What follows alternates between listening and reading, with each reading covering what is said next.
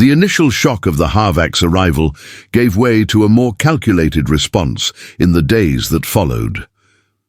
Dr. Reeves found herself unexpectedly summoned to an emergency United Nations session, hastily assembled in a fortified bunker beneath Geneva. Representatives from 37 nations sat around a circular table, their faces illuminated by the blue glow of tablet screens displaying live feeds of alien vessels.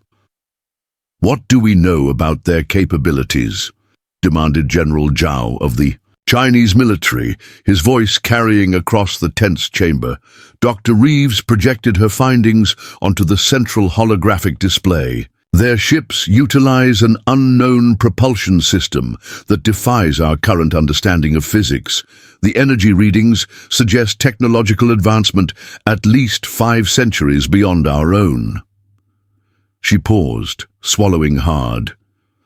But there's something else, something unusual in their behavioral patterns. She flicked through thermal imaging captured from multiple metropolitan areas worldwide. Notice how their ground forces move in perfect synchronization, down to the microsecond. No verbal commands, no visible signals between units. The Brazilian ambassador leaned forward. Military discipline? No, Dr. Reeves countered. Even elite human military units show slight variations in movement. The Harvax move as if they're extensions of a single organism. Their neural activities appear perfectly coordinated across vast distances. Outside the bunker, humanity continued its chaotic response.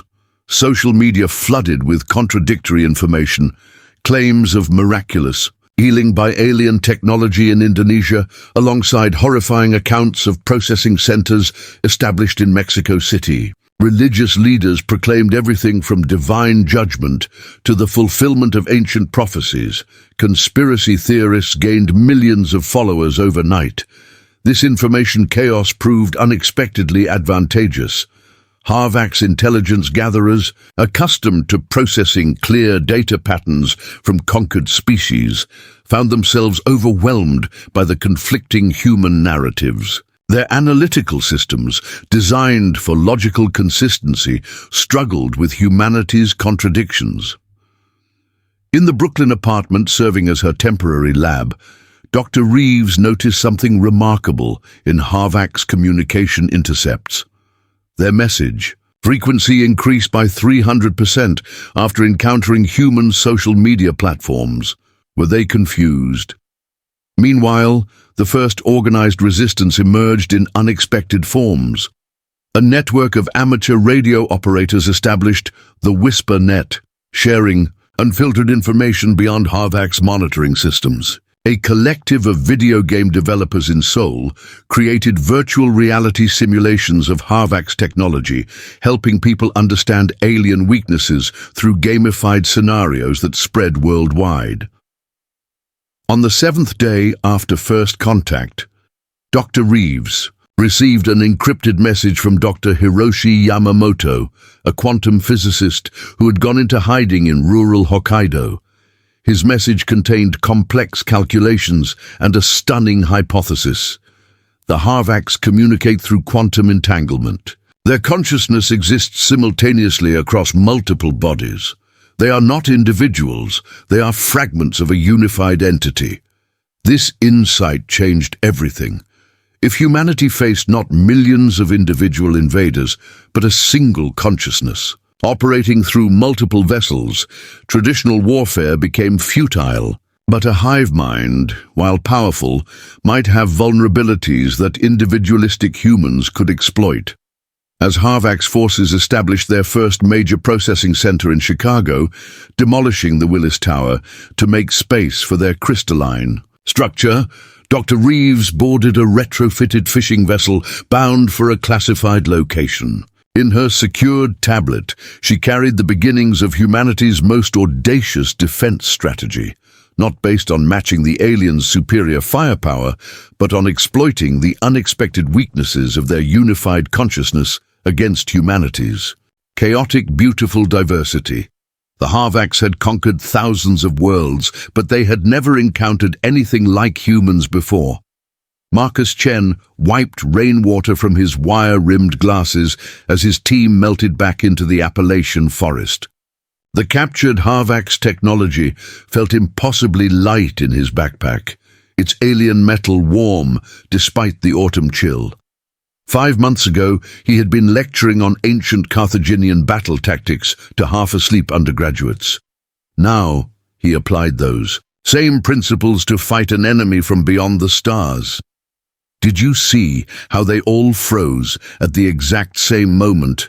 whispered Eliza, a former park ranger whose knowledge of mountain terrain had saved their group countless times. "It was like unplugging computers from the same network." Marcus nodded, remembering the identical stunned posture of each alien soldier when his team detonated the makeshift EMP device. They don't adapt individually. Every decision comes from somewhere else. Their camp, concealed beneath a natural rock overhang and camouflaged with native foliage, housed 37 survivors, former professors, nurses, mechanics, and ordinary people who had escaped the systematic processing of major population centers. What they lacked in military training, they compensated for with diverse knowledge and resourcefulness. Diego, a former telecommunications engineer, examined one of the captured devices under the dim light of a covered flashlight. "This communication node, it's unlike anything I've seen. No circuit boards, no conventional wiring, it's almost biological." Meanwhile, in the CDC bunker, Dr. Reeves studied tissue samples from the damaged drone through an electron microscope. The results defied conventional biology. Each HFY cell contained quantum resonance structures that should have been impossible in living tissue. "The entire species functions as a distributed quantum network," she explained to her team of haggard scientists. "That's how they coordinate perfectly across vast distances without communication delays." Dr. Sasaki, a neurobiologist who had escaped Kyoto before it fell, pointed to neural pathway scans. "But distributed networks have inherent vulnerabilities. If we could introduce conflicting signals into their system." Their theoretical breakthrough was interrupted by the bunker's proximity alarm. Above ground, 3 HFY collection vessels approached the CDC's seemingly abandoned facility. The scientists had less than 15 minutes to evacuate through emergency tunnels, carrying only essential research materials. As major cities worldwide transformed into alien processing centers, human resistance evolved in unexpected ways. Indonesian. Fishermen discovered that certain deep-water caves blocked HFY's detection signals. Bedouin tribes in the Sahara used ancient navigation techniques to move between safe zones invisible to orbital tracking. Australian Aboriginal communities applied 60,000-year-old survival knowledge to exist alongside an enemy that could detect most modern technology. The remnants of mankind's formal militaries adapted too. South Korean special forces abandoned conventional tactics for ancient guerrilla warfare methods documented during medieval Japanese invasions. British SAS units operated from Scotland's maze-like cave systems, emerging only for precision strikes against HFY supply lines. What remained of human communication networks shared a critical observation. The aliens struggled against unpredictability. Their perfect coordination became a weakness when facing opponents who changed tactics randomly, attacked illogically, or retreated when victory seemed assured. The HFY, for all their technological superiority, couldn't compute the beautiful chaos of human desperation. In a secure radio transmission bounced between 17 relay stations to avoid detection, Marcus Chen connected with Dr. Reeves for the first time. Their conversation lasted exactly 3 minutes and 42 seconds, but it would change the course of the invasion. Two minds from different disciplines, historical warfare and quantum biology, recognized the same pattern. From opposite perspectives, they think as one, Marcus said, which means they can fall as one, Dr. Reeves finished. The Antarctic Research Station, once dedicated to climate studies, now housed humanity's most critical scientific effort. Dr. Reeves pulled her thermal coat tighter as she descended deeper into the ice caverns where temperature-sensitive quantum equipment operated in natural cold conditions.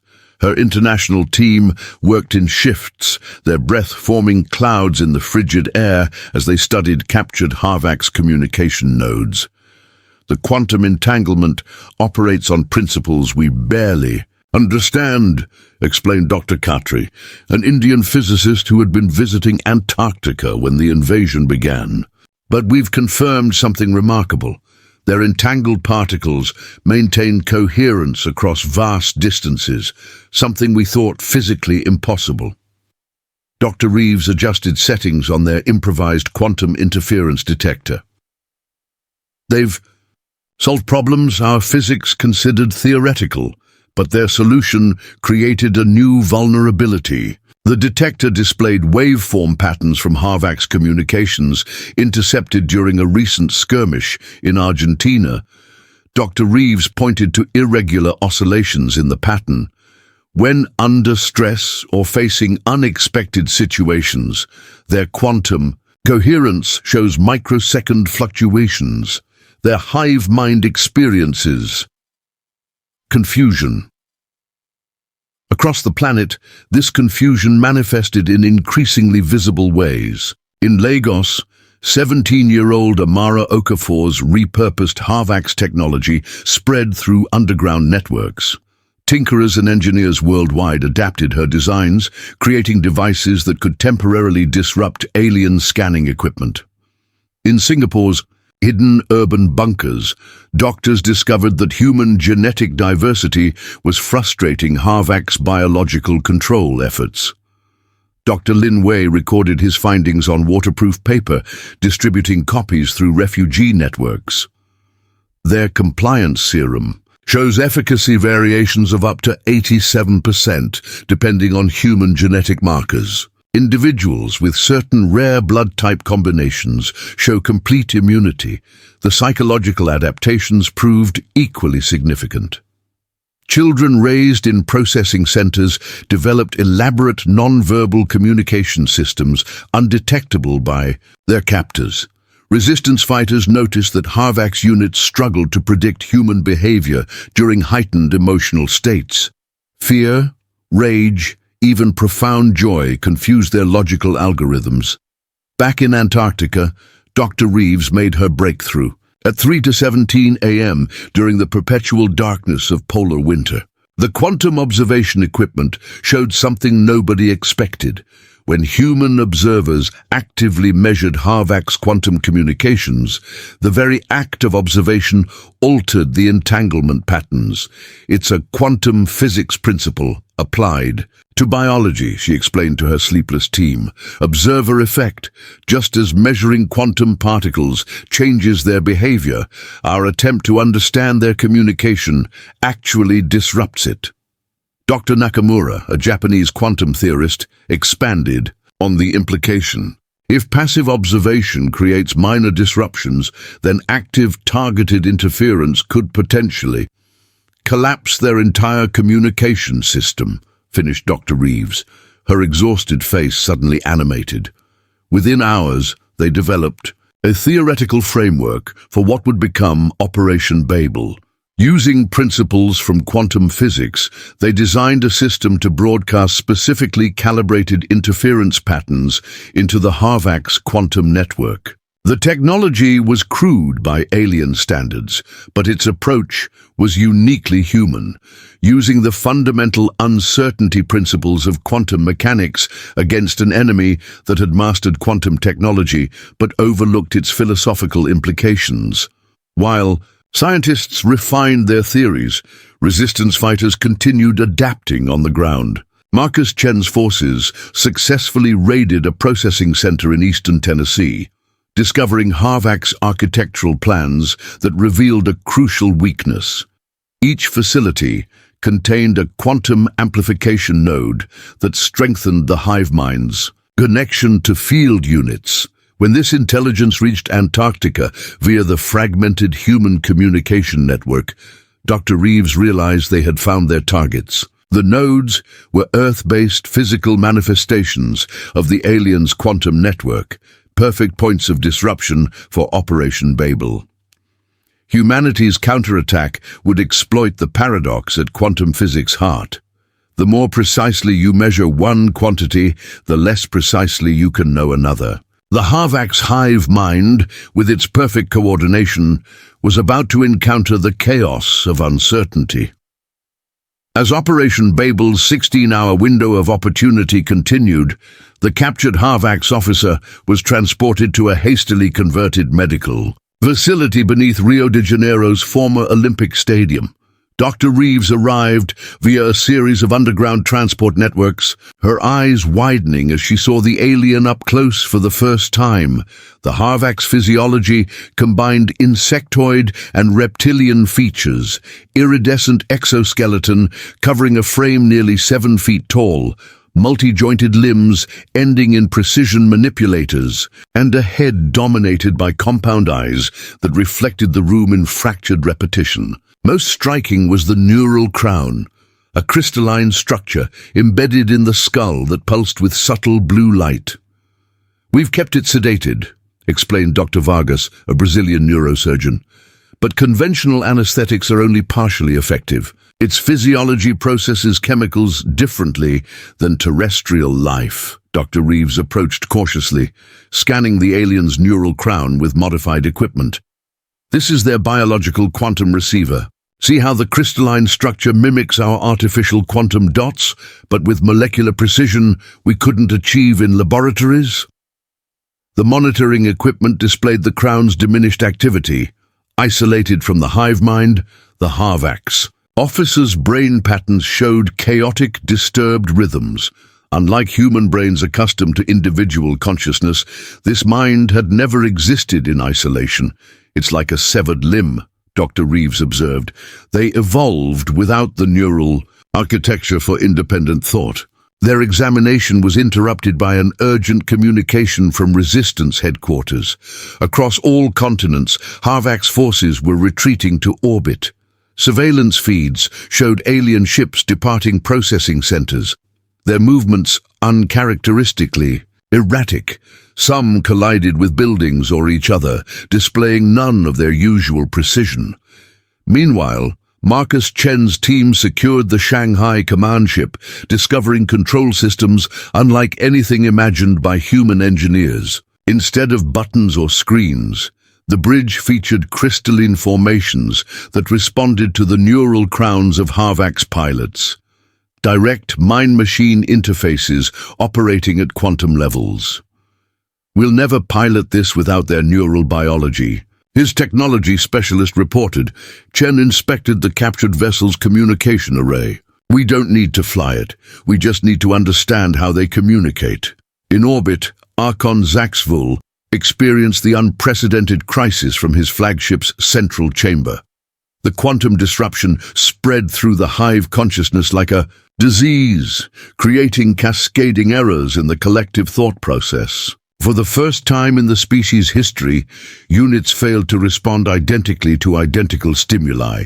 Some retreated while others advanced, some fired weapons while others remained passive. "The humans have done something impossible," he communicated to his command circle, their neural crowns pulsing in agitated synchronization. "They've weaponized quantum uncertainty against quantum certainty." The command circle debated strategy, another unprecedented event in HFY's history. Some advocated immediate orbital bombardment of all human population centers. Others suggested temporary retreat to re-establish neural coherence. This disagreement, the very concept of differing opinions, disturbed Zaxvul more than the military setback.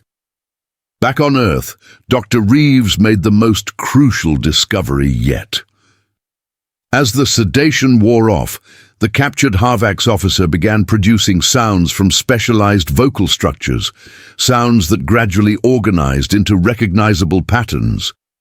"Is it learning our language?" asked an astonished technician. Dr. Reeves adjusted recording equipment to capture every nuance. Not learning, accessing. Without the hive mind's dominance, dormant neural pathways are activating. I think these are very old evolutionary structures, suppressed by millions of years of collective consciousness. As the 16-hour window of Operation Babel drew to a close, the alien's compound eyes focused directly on Dr. Reeves. Its mandibles moved deliberately, forming words no Harvax had spoken in millennia. I, alone, in head. Help. Me. The Montreal resistance bunker hummed with activity as Lily Patel refined her quantum disruption algorithms. Surrounded by salvaged equipment and hand-drawn musical notation sheets, the 17-year-old prodigy worked with intense focus. Her unique background, classical Indian tabla training from her grandmother and advanced programming skills learned at computer camps, had created neural connections perfectly suited for this unprecedented challenge. The Harvax quantum patterns follow structured mathematical sequences, she explained to Dr. Reeves over their secured communication link. But they're rigid, like perfectly executed classical music. Their system can't process improvisation or deliberate dissonance. Dr. Reeves nodded on the screen, impressed by the teenager's insight. That's consistent with our findings. Their neural architecture evolved for perfect consensus, not creative adaptation. Lily manipulated a visualization of Harvax communication in patterns, demonstrating how introducing jazz-like improvisation elements created cascading disruptions. It's like playing John Coltrane to an audience that's only ever heard metronomes. Their quantum systems try to find the pattern and fail. While Project Dissonance developed in Montreal, the captured Harvax officer made remarkable progress. Now, housed in a converted research facility in Brazil, the alien, who had chosen the name Nexus as a bridge between his former collective identity and new individual consciousness, struggled with concepts humans took for granted. Deception, difficult concept, Nexus explained to Dr. Reeves during their daily session. His elongated fingers sketched precise diagrams as he spoke in improving but still halting English. Harvax evolution removed ability to conceal thoughts from collective. Truth absolute when all minds connected. Dr. Reeves pointed to a simple playing card. So when I say this card is the Queen of Hearts, but it's actually the Three of Clubs, your species has no neural framework for processing. That contradiction? Nexus's compound eyes dilated in visible distress. Contradiction creates neural pathway error. System attempts reconciliation, cannot compute, returns to dominant consensus reality. This insight revolutionized resistance tactics worldwide. Marcus Chen immediately implemented what he called Operation Contradiction. Resistance fighters would deliberately leave conflicting evidence of their locations and intentions, paralyzing Harvax response units with irreconcilable data inputs. In Washington, D.C.'s ruins, a small team led by former political speechwriter Sofia Rodriguez conducted the first field test. They broadcast false attack plans toward a processing center while simultaneously spreading rumors of surrender negotiations. Then attacked from an entirely different direction. The Harvax defenders froze in confusion, some units advancing toward the decoy location, others preparing for negotiations that would never happen, while the actual attack succeeded with minimal human casualties. Similar tactics spread globally. In Kenya, Maasai warriors covered themselves in heat-reflective paint patterns that confused Harvax thermal sensors. Australian resistance fighters created elaborate false settlements that appeared and disappeared from alien scanning systems. At precisely calculated intervals, most promising were the first signs of individualized Harvax consciousness emerging worldwide. In a Warsaw processing center, a Harvax supervisor failed to report a group of escaping humans. In Cairo, 3 alien soldiers broke formation during a patrol, wandering into an abandoned museum where they stood motionless for hours. apparently transfixed by human artistic expressions. As these reports reached Resistance headquarters, Dr. Reeves recognized the pattern. Their neural architecture is extremely plastic, she explained to global resistance leaders. Individual consciousness appears to be dormant, not absent. Our disruption doesn't just confuse them, it's awakening something buried in their evolutionary. Marcus Chen understood the implication immediately. So we're not just fighting an invasion, we're triggering a revolution within their species. Nexus confirmed this assessment during his next session, his voice steadier as new neural pathways strengthened. Harvax were not always as we are now. Ancient memory suggests choice made, individual sacrificed for collective. But choice could be unmade. The captured Shanghai command ship became humanity's most valuable asset. Within its crystalline corridors, Marcus Chen established a forward operations center, studying alien technology while coordinating global resistance efforts. The vessel's quantum communication array, now partially deciphered by Lily Patel's algorithms, allowed instantaneous contact with resistance cells worldwide. Echo, the Harvax navigator who had chosen individuality, moved through the ship with growing confidence. Unlike Nexus, who struggled with newly awakened individual consciousness, Echo embraced the change with unexpected enthusiasm. "Your music changed me first," Echo explained to Chen as they examined the ship's propulsion systems. "When your forces breached the hull, your communication devices played something, drums and voices. The patterns were beautiful chaos. My neural pathways began reorganizing immediately." Chen nodded, remembering the Wu-Tang Clan track that one of his fighters had impulsively broadcast over captured Harvax speakers during the boarding operation. "We didn't know it would affect you physiologically. Music exists in mathematical space between order and chaos," Echo responded. Compound eyes shifting in what Chen had learned was an expression of deep thought. "Harvax understand perfect order. Humans understand beautiful chaos. I now understand both." Echo's insights proved invaluable as resistance forces prepared for the global counteroffensive. The navigator explained critical vulnerabilities in Harvax defenses, their inability to process feints, their struggle with simultaneous asymmetric attacks, and most crucially, their complete incomprehension of sacrifice, plays where individual humans accepted personal risk for collective advantage. Harvax tactical algorithms cannot compute actions that prioritize group survival over individual survival, Echo explained to assembled resistance leaders. "Your willingness to risk individual existence for collective success creates decision tree paradoxes in our combat systems." Meanwhile, Dr. Reeves completed the cacophony device in her Antarctic laboratory. Unlike the crude quantum disruptors used in Operation Babel, this refined instrument broadcast precisely calibrated emotional patterns directly into the Harvax quantum network.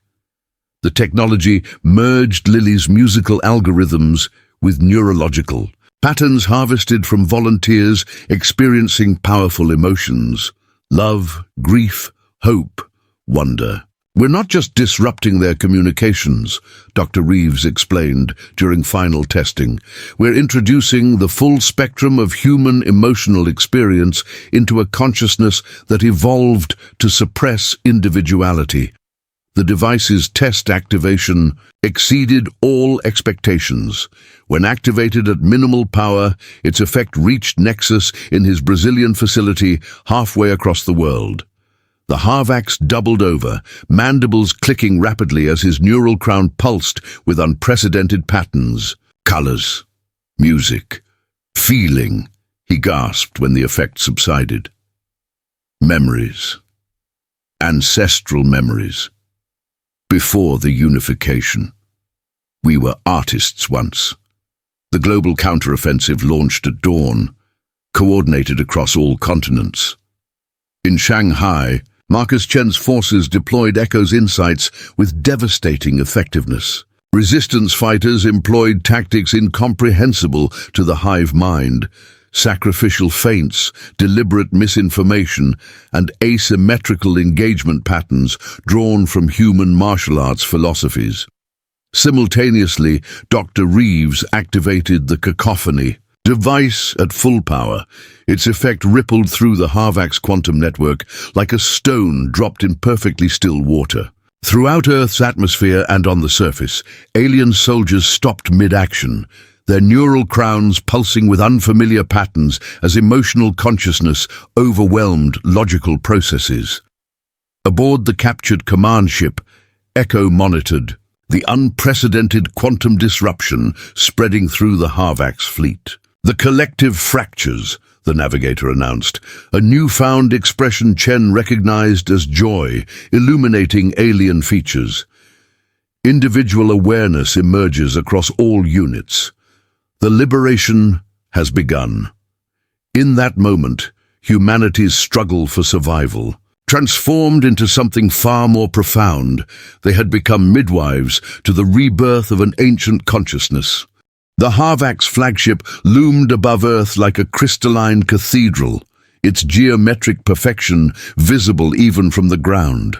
As the captured command ship approached, Marcus Chen felt the weight of humanity's future on his shoulders. The strike team had trained exhaustively, but they were about to enter the nerve center of an alien civilization with technology centuries beyond human understanding. "Approach vector calculated to avoid detection fields," Echo informed them, manipulating the ship's controls with fluid precision. The flagship's defenses are designed to repel external threats, not recognize compromised vessels. Dr. Reeves checked the enhanced cacophony device one final time. The quantum transmitter had been modified based on data from the counter-offensive, its emotional broadcast patterns refined to target the headquarters of the hive mind itself. "This will be different from what we've seen before," she cautioned the team. "The central nexus contains the original consciousness template from which all HFY's units derive their neural patterns. Its defenses will be formidable." Lily Patel, who had insisted on joining the mission despite her youth, made final adjustments to her algorithm. "The flagship's quantum architecture is structured differently than the field units," she explained. "More complex, more resistant to disruption. I've incorporated elements of Bach's Goldberg variations into the interference pattern, mathematical complexity masked within apparent order." The command ship docked with the flagship through automated protocols, the massive docking bay swallowing their vessel like an insect entering a crystal cave. As they disembarked into the alien environment, Echo led them through service corridors, rarely used by the hive mind drones. "These pathways date from before the unification," Echo explained, trailing elongated fingers along wall inscriptions. "When individuals still maintained the ship, the corridors opened into a vast chamber that stunned the human team into momentary silence. The space stretched hundreds of meters in all directions, filled with suspended crystalline structures that seemed to capture and transform light into complex patterns. Between these crystalline formations floated what appeared to be three-dimensional representations of mathematical equations, constantly shifting and evolving. "This is a historical archive," Echo whispered reverently. "Art from before the unification, mathematical poetry expressing individual perception." Dr. Reeves studied the nearest crystal with wonder. "They were artists," she breathed. "They created because they experienced the world individually, each perspective unique." Marcus Chen reluctantly interrupted the moment. "We need to keep moving. Guards will eventually detect our presence." As they proceeded deeper into the flagship, they encountered increasingly disorganized resistance. Some HFY's units attacked with perfect coordination, while others hesitated or moved erratically, the effects of the cacophony device already rippling through the hierarchy. Echo led them to a massive circular door inscribed with intricate patterns. The central nexus chamber, the original consciousness template, resides within. As Marcus prepared the team for the final assault, Lily noticed something in the door inscriptions. These aren't just decorative, she realized, studying the patterns. They're musical notation or something analogous to it. Echo, what do these represent? The Harvax's compound eyes widened in recognition. The song of unification, the mathematical harmony that convinced our ancestors to sacrifice individuality for perfect unity. Dr. Reeves immediately understood the significance. Then we need to create a counter-melody, a song of individuation. Working feverishly, Lily incorporated the ancient notation into her disruption algorithm, while Echo translated the mathematical principles. As the door began to open, revealing the pulsing biological supercomputer at the flagship's heart, the team glimpsed Archon Zaxville for the first time, larger than other Harvax, his neural crown an elaborate crystalline structure that connected directly to the central nexus. The Archon's voice resonated not through sound, but directly into their minds. Humans. At last we meet properly. Your species fascinates us beyond measure. 2 years after the cacophony device transformed the Harvax, consciousness Earth began to heal. The Geneva Dome, constructed with hybrid human Harvax technology, gleamed in the morning sun as Dr. Eleanor Reeves adjusted her formal attire before the historic signing ceremony. She paused at a window overlooking Lake Geneva, marveling at the harmonious blend of human and alien architecture reshaping the skyline. Still hard to believe, said a familiar voice behind her. She turned to find Zaxville, the former Archon, now serving as the principal representative of the new Harvax Confederation. His neural crown, once a tool of hive mind control, had been modified into a translator device that conveyed his emotional states through subtle color shifts. When you connected the cacophony device to the central nexus, did you anticipate this outcome? He asked, his translator pulsing with colors suggesting genuine curiosity. Dr. Reeves smiled. We hoped for survival. We never imagined partnership. You say, transformation had been chaotic at first, millions of Harvax simultaneously experiencing individuality created unprecedented confusion. Echo and Nexus proved invaluable, helping their people navigate the overwhelming flood of personal consciousness. Many Harvax initially retreated into isolation, overwhelmed by sensory input, no longer filtered through collective processing. But the species demonstrated remarkable resilience. Within months, Harvax individuals began developing unique personalities, interests, and specializations. Their advanced technology, once directed solely toward conquest and resource acquisition, blossomed into countless innovations as individual creativity returned to their civilization. The accord signing begins. In 10 minutes, announced Lily Patel, now 19 and heading the Joint Technology Commission. Her pioneering work, integrating human musical principles into Harvax quantum systems, had revolutionized both species' understanding of consciousness itself. The Geneva Accord established formal cooperation between humanity and the Harvax. Earth would receive advanced technology to repair environmental damage and develop sustainable energy systems. In exchange, humans would help the Harvax rediscover their cultural heritage and develop educational systems, promoting individual expression. As they walked toward the ceremony hall, they passed the memorial garden where crystalline monuments honored those lost during the invasion.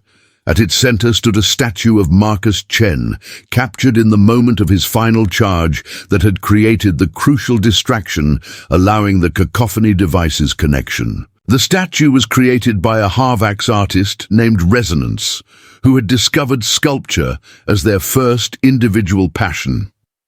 The signing ceremony brought together leaders from both species.